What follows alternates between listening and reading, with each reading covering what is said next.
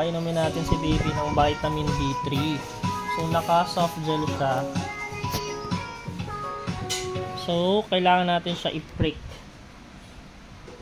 Tutusukan. May ganito kayo, bili kayo sa Mercury, mura lang. So, i-prick natin siya. So, meaning tutusukin natin. Ako tinutusok ko siya mga 3 para mabilis. Okay? Lagay na siya. Tapos pahigain nyo si baby. Nakiga muna. Huwag iyak ha. Tapos, ayan. Higain nyo lang guys. Huwag iyak ha. Okay, isa. 2 kasi yung ano sa kanya dosage. I-prick nyo lang ulit. Tapos pigain nyo sa ano ni baby, bibig. Yan.